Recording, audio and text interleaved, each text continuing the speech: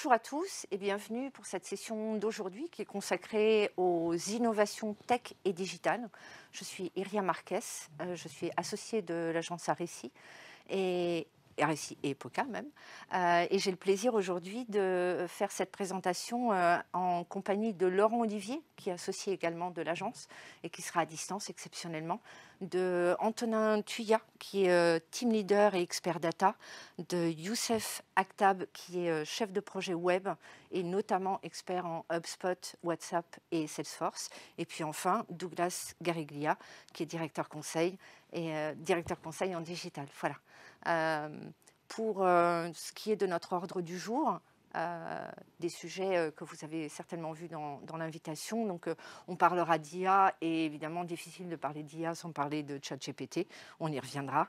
On parlera également d'API, un sujet un peu plus brumeux, mais on l'éclaircira. On parlera de WhatsApp, d'analytics, de compliance data. Et puis, derrière toute cette technologie, on parlera aussi de sobriété digitale, qui est un sujet montant et qui va nous imposer à tous, je pense, dans les mois à venir, dans les années à venir, un équilibre auquel on n'est pas habitué. Et dans un premier temps, on va vous parler des sujets dont on ne parle pas. C'est-à-dire qu'il y a un certain nombre de sujets qu'on ne va pas évoquer aujourd'hui, et c'est Laurent Olivier, mon associé, qui va nous en dire plus. Oui, tout à fait, Ria. Je voulais vous parler de deux choses dont on ne parlera pas justement aujourd'hui. Le métaverse et les cryptos. Et donc, pour commencer avec les métaverses, hein, vous savez, cette fameuse révolution du Web 3.0 dont on nous annonce un monde virtuel merveilleux. Meta, Facebook a énormément investi avec Horizon World, son univers de réalité virtuelle, réalité augmentée, donc avec sa division qui s'appelle Reality Labs, aussi le casque, hein, comme vous voyez ici à l'écran. Il faut savoir que Meta investit 10 milliards de dollars à peu près par an, donc un par mois plus ou moins. Ça va moyennement, hein, 13% des effectifs ont été remerciés dans cette division l'année dernière. Voilà, donc c'est beaucoup de souffrance par rapport au métaverse, ou d'incertitude, on va plutôt dire, par rapport au métaverse. Juste pour illustrer aussi cette tendance, hein, la BPI qui a fait un événement en juin 2022 sur Decentraland, hein, qui a finalement eu peu de succès par rapport aux moyens et investis. Voilà, puis après néanmoins on peut se donner aussi quelques perspectives positives sur le métaverse qui est en train de se transformer sur des sujets plutôt jumeaux numériques avec des acteurs un peu dédiés comme Microsoft avec bien sûr Azure et Dassault Systèmes, le jumeau numérique qui doit aider plutôt dans un angle B2B à faire en sorte qu'avec du prédictif et puis aussi tout ce qui est lié à la réparation d'univers industriels, on puisse mixer réalité virtuelle, réalité augmentée pour faire en sorte d'être plus performant dans la mise en place de processus industriels. Voilà donc pour le premier point. Le deuxième, on va parler des cryptos et compagnie, donc sujet dont on va justement pas encore parler aujourd'hui. Vous savez, le Bitcoin, cette monnaie virtuelle, est en chute libre depuis un an. Elle a perdu 46,80%. Il y a un vrai phénomène de confiance, défiance même, je pourrais dire, autour du Bitcoin et de la blockchain en général. Confiance perdue, notamment à cause du scandale du sulfureux patron de FTX. Hein. Je vous laisse lire, juste pour l'anecdote, ce qu'il déclarait encore en 2011 sur l'éthique que devaient avoir ces plateformes. Hein. Associé donc à cette confiance perdue, il y a aussi tout l'impact lié au glouton écologique que sont les serveurs qui doivent fonctionner en masse et non-stop pour faire fonctionner la blockchain.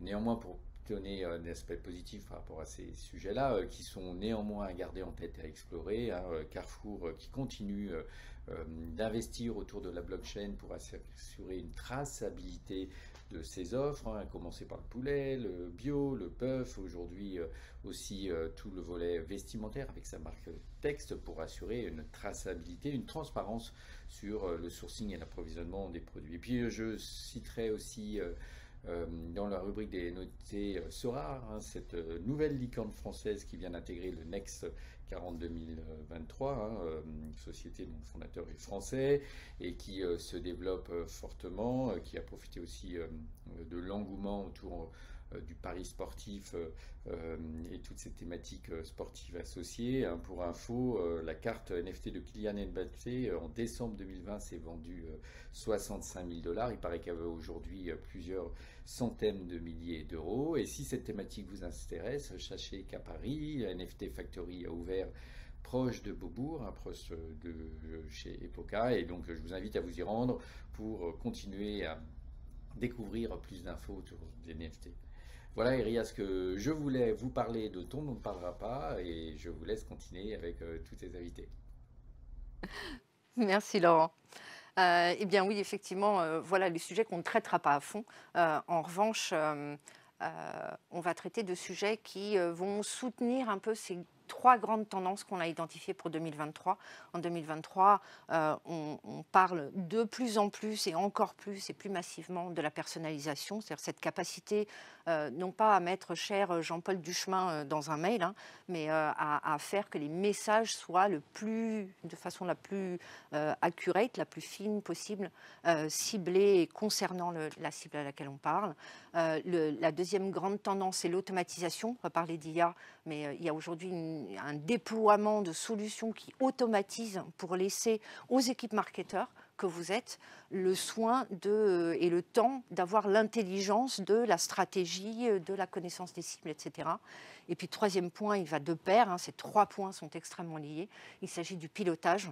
Il y a des solutions de pilotage, de la data analyse à peu près partout sur toutes les plateformes que vous utilisez. Utilisez, réutilisez, surutilisez, ça ne fera pas de mal.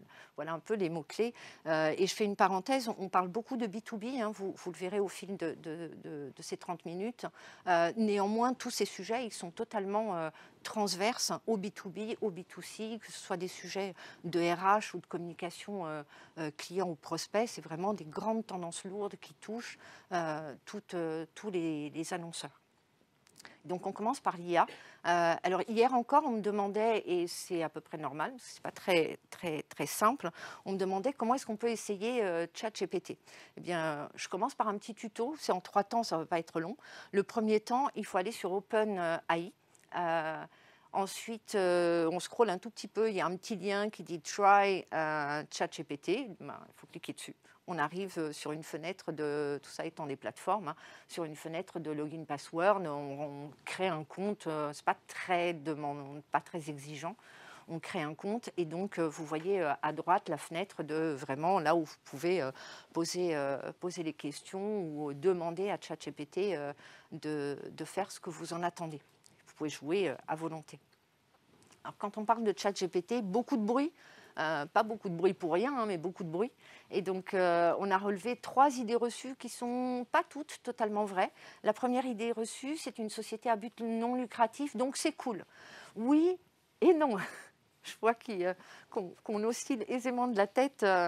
Oui et non. Pourquoi? Parce qu'en même temps, oui, fondamentalement, c'est une société à but non lucratif pour l'instant. Le statut est en voie de changement, mais c'est quand même valorisé à 13 milliards.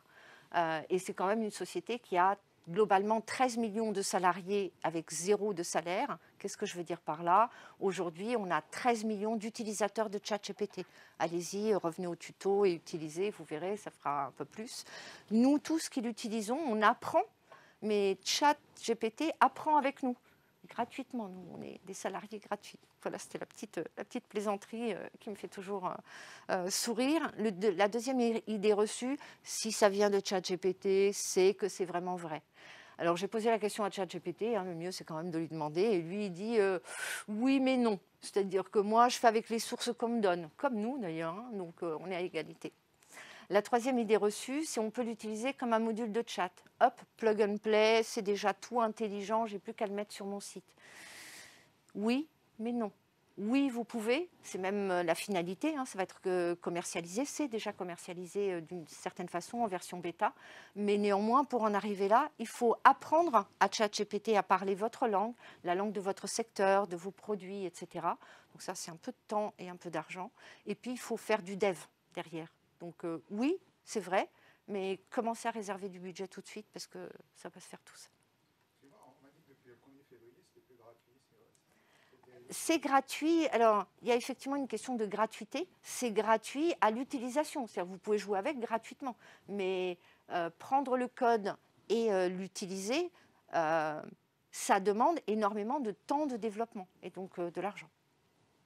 Néanmoins, derrière ça, il y a énormément d'avantages dont on va apprendre à tirer profit. Les avantages, c'est tout ce qui tourne autour de l'amélioration globalement des stratégies, avec le fait que vous pouvez écrire beaucoup plus facilement, parce que c'est de l'aide à la rédaction, avec le fait que c'est aussi une façon de remonter énormément d'insights. Donc, de lui faire rédiger éventuellement du blabla, et vous de corriger ce blabla. Encore une fois, l'automatisation, c'est bien, mais ça n'a pas toute l'intelligence que vous avez vous. Donc, ne démissionnez pas de votre rôle de guideline stratégique, de guideline sur le ton, le style, etc. Tout ça, c'est propre à votre entreprise. Et ChatGPT, aussi intelligent qu'il soit, ne le fera pas à votre place. Quand on parle d'IA, on parle plus largement de tout un tas de solutions. Vous avez aujourd'hui des sites qui vous donne le catalogue de ce qui existe comme plateforme de ChatGPT. Je vous invite à demander à Google, mais globalement, aujourd'hui, il y a de la plateforme pour écrire, pour dessiner, pour faire des images, DALL-E, toujours du même OpenAI et d'autres solutions, pour faire du dessin et même pour coder. Si demain, vous avez envie de faire un logiciel, vous pouvez toujours essayer de vous associer avec ChatGPT pour en écrire le code. Je disais il y a 2 minutes, ne démissionnez pas de votre intelligence. Ici, c'est une pub toute récente de Becherel que j'adore parce que voilà, ça dit utilise ChatGPT mais fais pas de faute d'orthographe. Par-delà la faute d'orthographe, encore une fois, il y a des choses qui sont de l'ordre de l'émotionnel, qui sont de l'ordre de la posture de marque que ChatGPT ou qu'une autre solution d'IA ne fera pas à votre place. Soyez vigilants, ne démissionnez pas. Un exemple qu'on espère que vous avez perçu comme très à propos. Vous avez reçu cette invitation de la jeune femme qui vous a invité tout en disant « je ne serai pas là ». Ben oui, elle n'est pas là. Et en l'occurrence, on s'est dit que quoi de mieux pour vous inviter que d'utiliser l'IA en elle-même. Donc, il y a évidemment des usages qui peuvent être hyper utiles et hyper à propos, mais pensez à l'à propos des choses. Voilà. On parle d'IA et on va parler d'un terme qui est peut-être plus abscon, je dirais, pour certains d'entre vous, et qui pour autant était clé. Donc même si c'est technique, j'ai demandé à Youssef, qui s'occupe chez nous de beaucoup de sujets techniques web, enfin web avec une force dominante technique, de nous parler des API. Merci Ria. Donc je vous parle des API. API qui veut dire, c'est un acronyme qui veut dire Application Programming Interface. Qui signifie un ensemble de règles ou de protocoles qui permettent aux différentes applications de communiquer, de se connecter entre elles. Donc, c'est quelque chose de très bénéfique pour les entreprises. Pourquoi? Parce que ça permet de faire circuler l'information de façon automatique et sans intervention humaine. Donc, vous pourriez connecter votre CRM à votre site web ou à votre ATS de façon automatique sans que vous interveniez. Et donc, ça va vous permettre d'avoir un écosystème unifié avec plus de performance de vos campagnes. Donc, pourquoi c'est important? C'est parce que ça vous permet une meilleure expérience utilisateur pour votre cible, donc avec plus de personnalisation et une communication omnicanale et adéquate sur tous les canaux utilisés, plus de productivité, parce que ça, dans le sens où ça vous permet une communication interne fluide et une automatisation des tâches répétitives et fastidieuses. Et le dernier levier, c'est un levier data et performance parce que ça vous permet une analyse fiable de vos données afin de, par la suite, avoir un pilotage qui est optimisé et qui va vous permettre d'améliorer votre ROI. Un exemple concret de ce que je viens de vous citer, c'est Captain Tortue, qui est l'un de nos clients qui fait en permanence du recrutement de conseillères pour de la vente à domicile de vêtements. Et donc, comme vous l'aurez imaginé, c'est une population à qui le CRM, ce n'est pas son quotidien. Donc, renseigner un CRM, ce n'est pas quelque chose qu'ils savent faire. Donc, nous, le client nous a fait appel pour deux problématiques qui sont la première, c'est une problématique d'aider à améliorer le suivi de son équipe de recrutement, de son équipe de conseillères, et en deuxième temps, donc, aussi une problématique de génération de leads pour ces conseillères pour qu'ils font le travail derrière. Donc ce qu'on a fait, c'est qu'on a mis en place un CRM qui est HubSpot, sur lequel on a mis une landing page de génération de leads et par la suite un système d'API qui va faire ping-pong avec le CRM développé en interne du client pour, dans un premier temps, après la génération des leads, se connecter avec le CRM pour chercher l'information de l'attribution de ce lead à la conseillère. Et nous, par la suite, dans HubSpot, on a mis un système d'automatisation qui permet de relancer les conseillères par SMS pour permettre un meilleur suivi de traitement de ces leads. Voilà. Merci. Merci Youssef. Effectivement, vous voyez que derrière la techno, il y a vraiment un enjeu de continuum de la donnée collectée, de façon à ce qu'on puisse personnaliser de plus en plus au fur et à mesure que la cible suit l'événement. Il y a un mot aussi comme ça, un buzzword qui est croissant, c'est le terme de WhatsApp.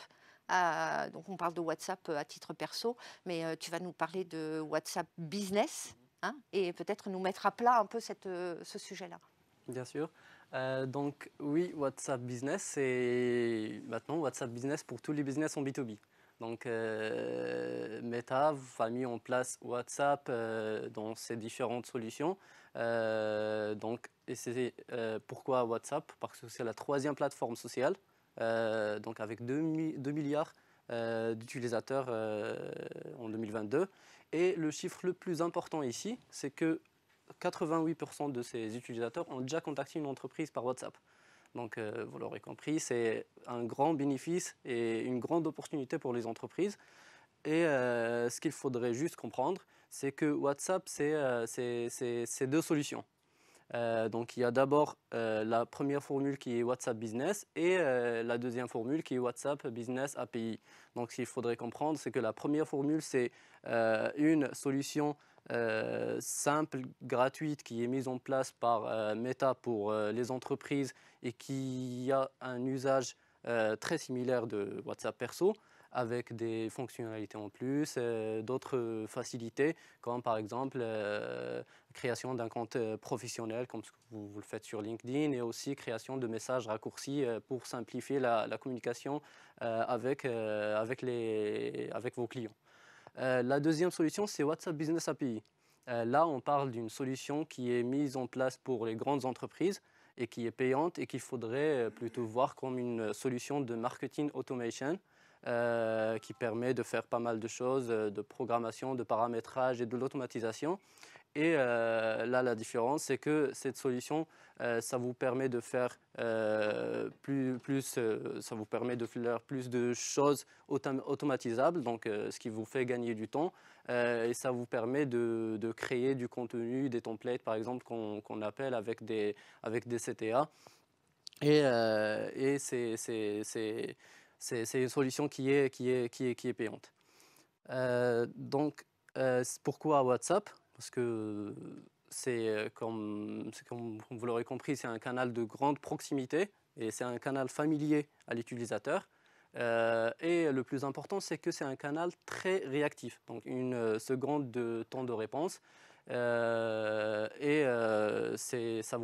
Ça vous permet d'améliorer votre communication avec les clients en temps réel, d'augmenter le temps d'engagement et d'avoir des possibilités d'automatisation et d'intégration, par exemple, à un chatbot, et aussi améliorer votre taux de conversion par un ciblage one-to-few.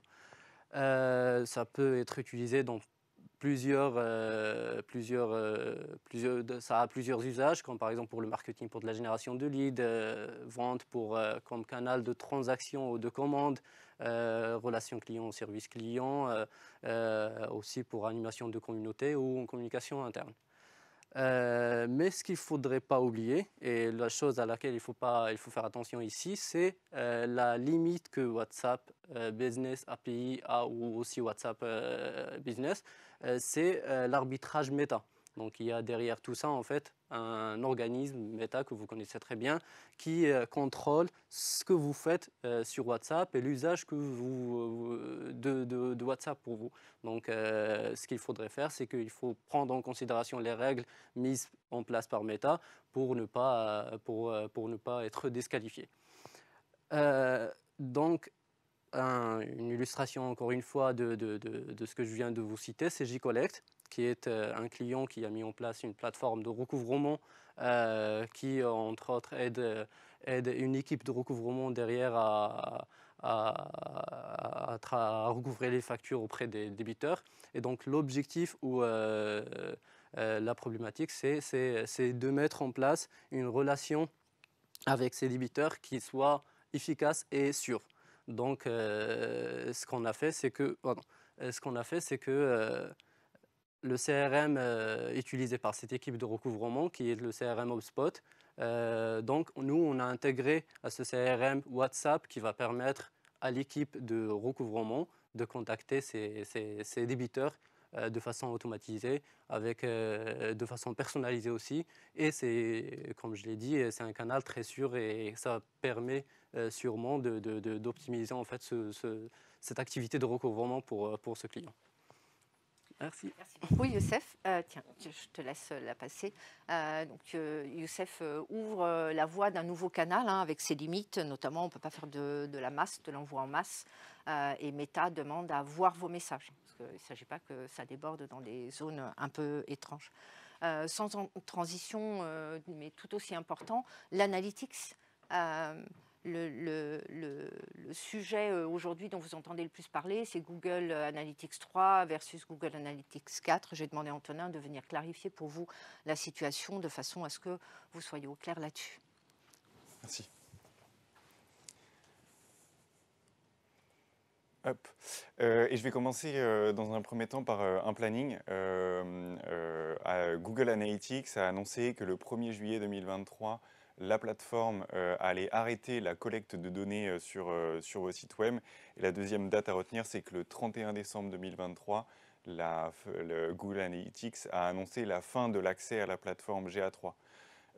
Et donc du coup, nous, notre recommandation un peu là-dessus, c'est de commencer à faire le switch sans vraiment attendre la deadline du 1er janvier pour plusieurs raisons, enfin pour une seule raison d'ailleurs, c'est plus vous allez installer GA4 sur votre site web, plus vous allez récolter de données et donc du coup éviter les trous de données dans vos instances, sachant que les données de GA3 ne sont pas toutes migrables dans GA4, ce qui va peut-être poser des problèmes à l'avenir. Ensuite, quelques points sur la différence entre GA3 et GA4. Il y en a une qui est majeure et qui est un peu l'overview sur ce sujet, c'est que GA4 est plus orienté utilisateur versus GA3. Et ensuite, quelques caractéristiques que je vous ai notifiées, que je vous ai synthétisées. C'est dans un premier temps sur le modèle de données. GA4 se basait sur des sessions et des bases GA3 se basait sur des sessions et des pages vues, alors que GA4 est plutôt orienté événements et utilisateurs. Ensuite, sur la partie mesure de conversion, GA3 parle d'objectifs et de transactions, alors que GA4 parle d'événements et d'objectifs. Sur le principe de l'attribution d'une conversion, GA3 s'arrêtait au dernier clic, c'est-à-dire que c'est le clic sur le bouton qui définissait l'attribution du lead, alors que GA4 se base sur tout le parcours de l'internaute sur le site web, donc qu'il se soit connecté il y a 6 mois, il y a 1 mois, etc. Et donc du coup, c'est ce qui va définir le modèle d'attribution. Et enfin, dernier point sur la partie analyse de l'audience, GA3 se basait sur les navigateurs et le système d'exploitation, ce qui est aujourd'hui un peu désuet, et GA4 se base sur l'intérêt et le comportement de l'internaute dans sa navigation. Autour de ces problèmes de Google Analytics, il y a cependant quelques alternatives. Aujourd'hui, la CNIL a validé 19 solutions, dont nous, en tant qu'agence, on pense que 2 sont un peu au-dessus du panier, donc Matomo et AT Internet. Cependant, petit warning sur ce point, les solutions ne sont pas plug and play et RGPD compliant. Il y a tout un paramétrage à mettre en place pour faire en sorte que ces solutions soient RGPD compliant. Et un exemple très concret sur comment et pourquoi piloter ces données-là. Donc là, c'est le cas de Maïf, où on a mis en place via AT Internet un tracking média-centrique et site-centrique qui permet une analyse complète du funnel de conversion et donc d'optimiser, et donc de visualiser déjà dans un premier temps ce qui se passe en média et ce qui se passe sur le site web, et ensuite proposer une optimisation sur l'ensemble du funnel de conversion de l'internaute. Et donc un point intéressant sur cette partie tracking via AT Internet. Oui, effectivement, merci Antonin. Cette partie de tracking, vous voyez que c'est vraiment le seul moyen pour vous d'améliorer ce qui est déjà très performant et surtout d'améliorer ce qui l'est pas, sans que ce soit au doigt mouillé ou à l'intuition. Néanmoins, tout ce sujet d'analytics, il pose logiquement la question de la compliance, que Antonin va nous éclaircir, parce que là aussi, il y a pas mal de zones d'ombre. Exactement, et donc du coup, quand on parle de tracking, on parle dans un premier temps de compliance data, mais pas que. En introduction à ce sujet, on a 2 points sur la compliance data. Il y a petit 1, le tracking, dont je vous ai explicité les points, et je vais continuer sur la partie RGPD. Et dans un deuxième temps, il y a aussi toute la partie collecte de leads, où il y a des règles à respecter pour faire une bonne collecte de leads compliant. Et idem en plan planning sur ce point-là, Google annonce sur Chrome la fin de l'utilisation des cookies. Alors c'est un peu compliqué dans le sens où en janvier 2022, il faisait déjà une annonce sur la fin des cookies qui a été reportée en mars 2021 et qui aujourd'hui est annoncée pour fin 2023. On pense, et il ne serait pas, comment dire, improbable que cette date soit encore reportée, étant donné la complexité de ce sujet. Et donc du coup, petit point là-dessus, en attendant, soyez quand même cookie compliant. Et l'idée derrière, c'est de mettre en place une CMP qui est bien, CMP Cookie Manager Platform, qui est bien paramétrée et qui permet de respecter au maximum la RGPD sur ce point-là. Et ensuite, deuxième point sur ce sujet, c'est la RGPD et Google Analytics. Je pense que vous n'êtes pas passé à côté, mais la CNIL a épinglé certains acteurs d'Internet sur l'utilisation de leurs données de la donnée via Google Analytics. En effet, la CNIL a, sur base de l'article 44 du RGPD, a émis une violation du transfert de données vers les États-Unis, ce qui pose problème en termes de RGPD. Donc du coup, plusieurs entreprises ont été forcées de stopper leur Google Analytics et de passer sur une autre solution derrière.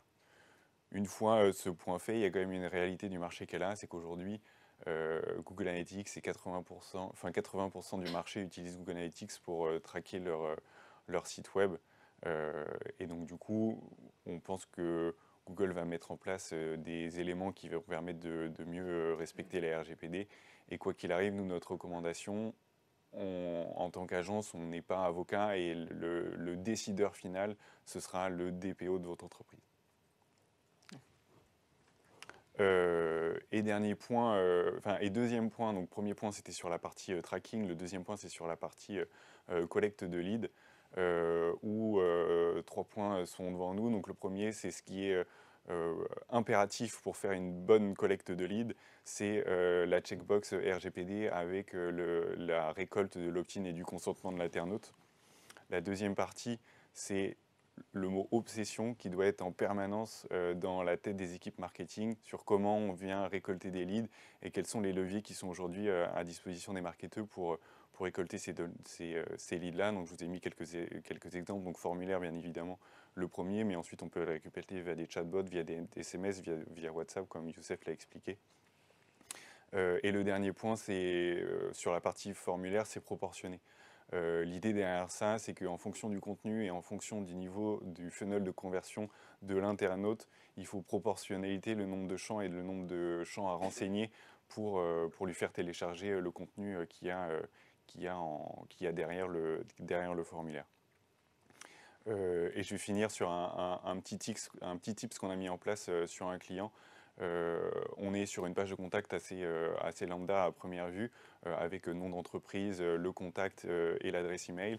Et plutôt que d'avoir un peu par défaut, au clic de l'adresse email, que ça ouvre une pop-in mail to et vous pouvez rédiger votre email dans cette partie-là, nous on a mis en place un mini formulaire, une petite pop-in où au clic dessus, l'internaute renseigne juste son email, son commentaire, et du coup ça permet petit 1 de manière très simple que l'internaute ne quitte pas le parcours de navigation et qu'il envoie le message qu'il a envie d'envoyer à la personne de contact. Et surtout, petit 2, c'est de récolter un lead, alors qui est à ce niveau-là très froid, mais à travailler en marketing derrière. Merci beaucoup, Antonin. Avec plaisir. Merci. Oui, collecter des leads, mais compliant. La boîte à cocher, c'est un pinceau, hein, tout le monde en parle. Il reste encore souvent des formulaires, vous les rencontrez sur la toile certainement, qui n'ont pas de boîte à cocher. Ça veut dire que vous collectez de la donnée que vous ne pourrez pas en théorie exploiter. Donc attention à ça. On a parlé beaucoup de techniques, on a parlé beaucoup de choses qui sont consommatrices de carbone, hein, finalement, parce qu'elles sollicitent beaucoup les serveurs, les calculateurs, etc. etc. Je parlais d'équilibre avec lequel il va falloir qu'on jongle. J'ai demandé à Douglas de venir nous parler de sobriété. Il a quelques exemples assez fabuleux, donc Douglas, je te laisse nous en parler. Merci Iria. Oui, effectivement, pourquoi alors on pourrait se poser la question de pourquoi vous parlez de sobriété dans un atelier autour des innovations technologiques. Peut-être en introduction un petit rappel, et c'est vrai que ce n'est pas forcément naturel quand on parle de numérique, de digital, puisqu'on parle de quelque chose de très immatériel finalement. Hein, on parle de cloud, on parle d'API qui sont vraiment invisible pour l'utilisateur. C'est pas du tout comme quand on démarre sa voiture, on entend le moteur, on sent l'essence. Non, quand on parle de digital, c'est très peu tangible et pourtant il y a un réel impact derrière. Il y a même un triple impact. Un impact d'abord écologique. Si on devait retenir un chiffre, et vous l'avez peut-être déjà entendu, c'est qu'aujourd'hui le numérique, ça émet 4% des émissions de gaz à effet de serre dans le monde. C'est autant que l'aviation civile, pour se donner un ordre de grandeur. Donc effectivement, et là ça comprend l'usage, ça comprend aussi bien sûr la production de tous les devices qui nous servent à utiliser finalement tous ces services numériques, à peu près pour 50-50. Alors selon les études, 45% pour l'usage, 55% pour la production ou l'inverse, mais on est dans cet ordre d'idées. Deuxième impact, il est social. On pourrait parler de l'électronisme en France. En 2019, qui est la dernière étude de l'INSEE, ça concernait 17% de la population française. Donc c'est un vrai sujet. On peut aussi, c'est aussi notre rôle de communicants, de producteurs de services numériques, de ne pas sous-estimer ça et bien de le prendre en compte, tout comme l'accessibilité pour les personnes en situation de handicap, tout comme les questions d'exclusion numérique, hein, pour des raisons de moyens, pour des raisons d'éducation, voilà, d'accès à l'information. On pourrait aussi creuser toutes les questions liées à l'éthique, tout ce qui est lié effectivement à la production de nos devices, l'extraction de minéraux et tout ce que ça engendre dans certains pays d'un point de vue social et éthique. Et le troisième point, il est économique et de plus en plus présent, hein, pour les entreprises. On a beaucoup parlé cet hiver du coût de l'énergie. On va de plus en plus parler avec la raréfaction des ressources, justement des coûts de production et des matières premières. On parlait tout à l'heure, Laurent Olivier, en introduction, parlait de tout ce qui est lié au NFT et à la crypto-monnaie. Il disait, je crois que c'était un glouton énergétique. C'est réellement le cas. Les data centers qu'il faut pour faire tourner toutes ces technologies consomment et il faut vraiment en avoir conscience. La plupart des entreprises, et je pense la plupart des vôtres, aujourd'hui en 2023, ont mis en place des plans RSE, parlent de RSE, les valorisent sur leur site web. Nous, on a une conviction ici à l'agence, c'est de se dire qu'il est important, pour ne pas dire indispensable, qu'il y ait une symétrie d'expérience, enfin une symétrie entre le discours de votre entreprise et l'expérience que vous proposez sur vos touchpoints digitaux. Pour le dire autrement, si vous avez des actions RSE, si votre entreprise se dit engagée sur des questions sociétales, sur des questions écologiques, il nous paraît indispensable que vos touchpoints digitaux, vos services numériques, vos applications, vos sites web soient le reflet de ce discours-là. Et embarque aujourd'hui, adopte plutôt une posture de numérique responsable. Alors, qu'est-ce que le numérique responsable, pour rentrer vraiment dans notre sujet? C'est arriver à articuler en fait des réponses sur ces 3 points, social, écologique, économique. Donc sur le volet social, on en a parlé à l'instant, c'est être bien sûr RGPD compliant, c'est aussi proposer des sites ou des applications qui sont accessibles. C'est aussi dans le discours, dans les contenus, dans la façon dont on s'adresse et avoir un discours qui soit clair et compréhensible par tous. D'un point de vue écologique, c'est éco-concevoir ces services numériques, c'est éco-produire ces contenus. Et là aussi, on pourrait faire tout un atelier sur le sujet. Et enfin, d'un point de vue économique, la sobriété, qu'est-ce que ça va vous apporter? Sobriété dans le volume de contenu, dans le nombre de pages, dans votre parcours, simplifier les parcours. C'est aussi bon au final pour les taux de conversion. Et ça, c'est vraiment prouvé. Plus on facilite le parcours, plus on l'épure, plus on a un ROI qui grimpe. C'est aussi économiquement sur ce volet-là, être en cohérence, en adéquation avec les lois pour ne pas se faire rattraper par la patrouille, pour le dire comme ça. C'est aussi réduire, si on réduit le nombre de services numériques ou leur volume, c'est aussi réduire les coûts de maintenance et d'hébergement à long terme. Donc finalement, c'est rentrer dans ce cercle vertueux.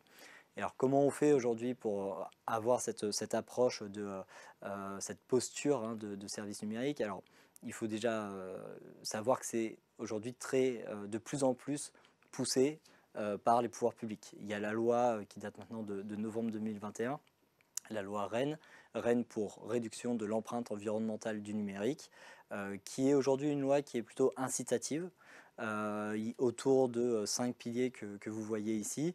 Il est très probable que cette loi, demain, elle devienne coercitive. Un peu comme pour la RGPD il y a quelques années, un peu comme pour l'accessibilité, où au début, on donnait plutôt des grandes guidelines, et ensuite, il y a eu des lois qui disaient, voilà, pour toutes les entreprises qui ont tel chiffre d'affaires sur le territoire français, elles doivent être certifiées à accessibilité, tous les services numériques doivent l'être, il faut avoir un plan d'action sur le sujet, etc. Demain, sur le numérique responsable, très probablement qu'on va passer d'une incitation à une réglementation un peu plus ferme. Donc là, c'est exactement comme pour les cookies ou pour l'analytics. Plutôt, finalement, vous vous mettez aux normes. Mieux c'est pour vous, moins de travail c'est à faire demain. Concrètement, si on veut se lancer sur le sujet, comment on peut le faire? Alors, il y a de nombreux référentiels qui ont été mis en place. On en a sélectionné ici que 4, qui sont pour nous les 4 principaux, ou en tout cas qui donnent un bon panel. Il y a le référentiel général d'éco-conception de services numériques qui vient de l'ADEME, donc plutôt pouvoir public. Il y a des associations comme les designers éthiques qui ont publié le leur. Il y a des organismes de certification comme l'AFNOR qui a sorti une AFNOR Spec sur le sujet. Il y a des acteurs privés aussi, et Frédéric Bordage, qui est un des plus connus sur le sujet, qui a lancé les 115 bonnes pratiques. Donc voilà, on voit qu'il y a plusieurs approches. On retrouve, quand on étudie tout ça, on retrouve des approches qui se complètent, de la réflexion, de la conception d'un service numérique à son développement, à son hébergement et sa maintenance, et même sa fin de vie. On va avoir un peu toutes ces étapes, donc différentes approches. Et là, c'est aussi à nous, agences, de vous accompagner sur ces sujets-là et de vous guider dans la démarche. On utilise notamment des outils pour ça, pour rendre justement tangibles ces efforts. On est partenaire de Frugger, qui est une start-up française qui justement a développé un outil de mesure de l'empreinte digitale de vos services numériques autour des 3 grands piliers qu'on a évoqués tout à l'heure. Vous les voyez ici sur la capture d'écran du dashboard: environnement, social, sobriété, et il y a ensuite des sous-critères. Ça permet d'avoir une note globale, ça permet aussi d'obtenir une certification par cet acteur et de valoriser la démarche sur vos sites web, sur vos applications mobiles. On le voit ici avec la petite échelle de A à E, et de valoriser ça sur vos sites pour dire, voilà, oui, on a un discours RSE fort, on a aussi des actions très concrètes derrière, y compris dans nos supports de communication ou même business, hein, puisqu'on parle aussi beaucoup de B2B. Donc voilà, en quelques mots, peut-être un petit point pour finir, se dire que la sobriété, ça ne veut pas dire arrêter de communiquer, ça ne veut pas dire réduire par 10 du jour au lendemain tous ces touchpoints digitaux, et ça ne veut pas dire non plus faire des produits qui soient chiants. Je vous invite à aller voir le rapport annuel de L'Oréal de l'an dernier, qui est donc le plus gros rapport annuel du CAC 40. Il y a quelques 6 millions de visiteurs par édition, je sais plus, un peu plus encore de millions de vues sur les vidéos. Et en termes de communication, ils ont eu le Grand Prix Stratégie Or récemment, et je vais me dire on l'a eu puisque c'est un projet qu'on mène avec eux. Donc vous voyez, on peut s'appeler L'Oréal, on peut avoir l'ambition et même l'obligation de faire des choses très expérientielles, très immersives et très jolies, et pour autant adopter une démarche de numérique responsable. Les deux ne sont pas antinomiques. Merci beaucoup de ce contrepoint. Effectivement, question d'équilibre, comme je l'évoquais il y a quelques minutes, dizaines de minutes même. Nous touchons à la fin de cette session. J'aimerais que vous repartiez avec peut-être 5 idées en tête, en tout cas les 5 idées qui nous semblent à retenir. La première, déléguer à IA des tâches mécaniques et chronophages, c'est génial, mais garder la maîtrise de l'intelligence stratégique, ça c'est notre job d'humain, il ne faut pas l'oublier. La deuxième, c'est de l'expérience sans couture, on l'a vu avec les API. On peut vraiment faire en sorte que tout au fil des contacts digitaux avec un individu, on cumule de l'information sur lui. Au fur et à mesure qu'on cumule, on peut être de plus en plus personnalisé et donc de plus en plus efficace à faire ce qui est notre job de marketeur, c'est-à-dire faire qu'il achète. Parce que ce n'est que ça, le juge de paix, in fine. Troisième point, faire le choix du bon analytics. Et là, je renvoie, on n'est pas juriste, et peut-être que vous non plus. Et donc, n'hésitez pas, même si c'est parfois un peu douloureux, à aller voir et en parler avec votre DPO. Les cookies et les lignes, comme disait l'équipe, soyez compliant, ça vous permettra de ne pas vous retrouver bloqué avec tout d'un coup une base de données dont réglementation évoluant, vous ne pourrez rien faire.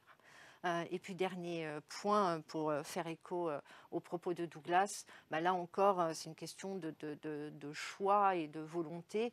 Moi, vis-à-vis de ce que vient de dire Douglas, je serais tentée de vous recommander de faire vos choix, de faire le choix de vos batailles technologiques. Parfois on est tenté pour faire du waouh, pour essayer des trucs, de rajouter des choses.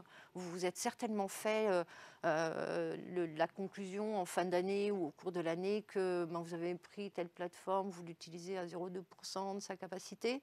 Faites vos choix et allez jusqu'au bout dans les choix que vous faites. Tirez-en le meilleur usage tout en ne démultipliant pas forcément sur des choses qui finalement ne vont rien vous apporter si ce n'est du temps perdu. Cela étant dit, je vous remercie beaucoup. Bonne fin de journée à tous et on se retrouve très bientôt pour d'autres événements.